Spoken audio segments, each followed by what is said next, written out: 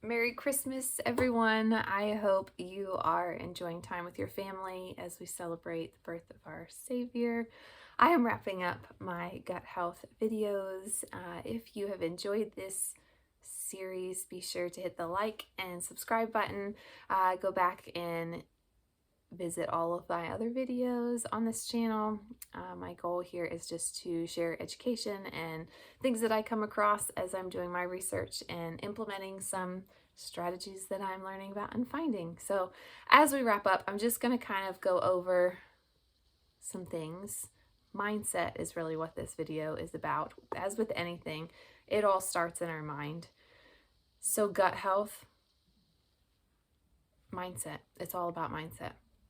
It affects so many areas of our life. It's pretty crazy. There's lots of great resources on mindset, but I found that really being intentional and just taking a pause every once in a while and doing a quick kind of run through of your thoughts and how you're feeling about certain things has been really helpful. A lot of us have certain mindsets and beliefs that we have formed from childhood that are incorrect, and we have to figure out how to work through those and correct them so that it's not affecting the rest of our life. So your mindset, some of you may need to change your attitude, what you're saying about healthy eating. Do you dread having to eat a salad for lunch? Are you enviously looking at the person who orders dessert at the restaurant, or craving a pizza but telling yourself you can't have that, you have to eat good stuff, or you have to eat something that doesn't taste good? Those are all kinds of thoughts and things that people might say that are not going to do you any good when you're trying to give your body good food. So just be mindful about your thoughts and your feelings when it comes to eating healthy. If you've been eating unhealthy for a long time, it's going to take you some time, and it's going to take your body some time to readjust to what you're eating. And you may be surprised that your cravings will drop and eventually not be there, at least on a regular basis, once you start eating healthier foods on a regular basis.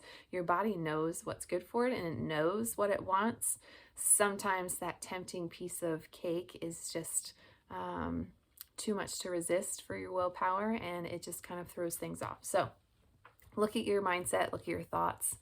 Think about the food that you're eating. Is it bringing life? Is it bringing vitality? Or is it bringing sickness? Is it bringing stagnation in the body?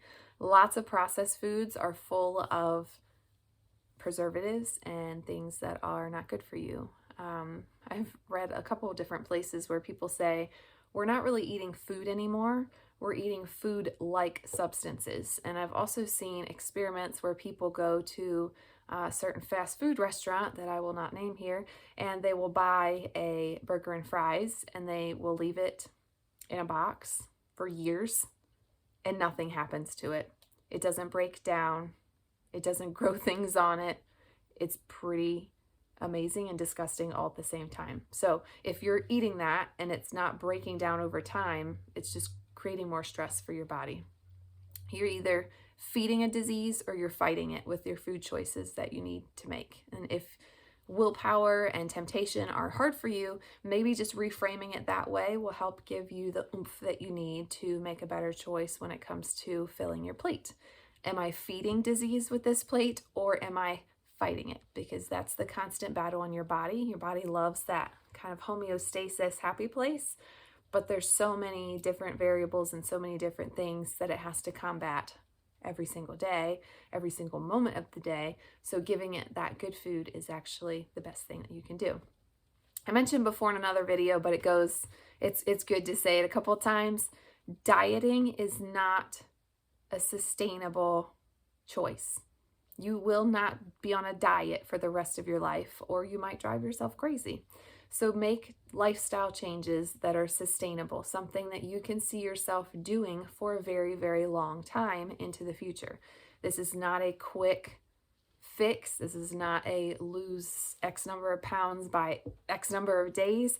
It's going to be a slow, gradual shift into healthier eating. And maybe it's just ordering a salad instead of a heavy carb pasta dish, or maybe it's cutting out sodas, or maybe it's cutting back on the alcohol consumption. Whatever it is that you think is best for your body, make one small change, make one small step, and just stick with it. And over time, then you can make another small step and then another small step. And it's just that slow progression, that gradual change that will give you a greater impact than trying to do some crazy fad diet for a few weeks and then crashing and burning, because it doesn't work and it doesn't make you feel better. Don't get overwhelmed. Start small. Just like everything I talk about, toxins, essential oils, cleaning products, you've got to start small or you can get overwhelmed, and it's very easy to go back to what you're comfortable with, what you already know. So if you're trying to make a bazillion changes in your diet and the things that you're doing to support your digestive system, you're not going to do them well, and you're going to be overwhelmed, and you're going to be exhausted and frustrated, and you might just say, forget it, I don't want to do this anymore, and go back to where you were. And you definitely don't want to do that. You want to make small changes that are easy to incorporate into your life already. Make sure you're feeding your body the fuel that it needs. Treats should be rare, but if you are going to treat yourself, just eat the cake. Don't try some crazy sugar-free alternative. Just have the piece of cake. Make sure that it's not an everyday occurrence. My great-grandmother, God rest her soul, she loved ice cream. She had ice cream every single night, and sometimes she would have it for dinner.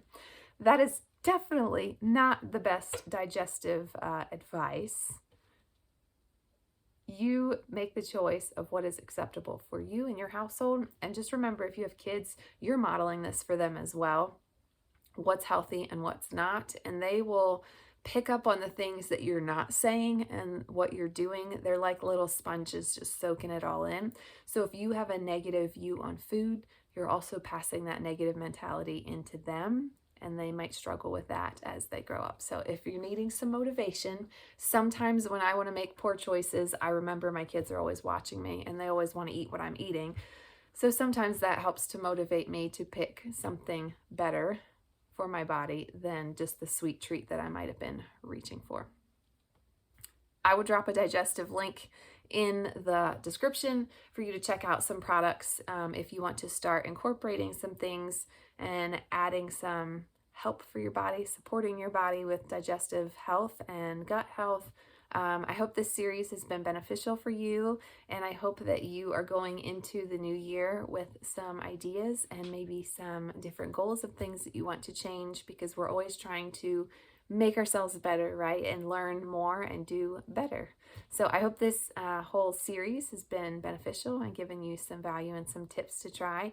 If there's something that you missed, that I missed, or that you would like to learn more about, drop that in the comments and I will see what I can do about that.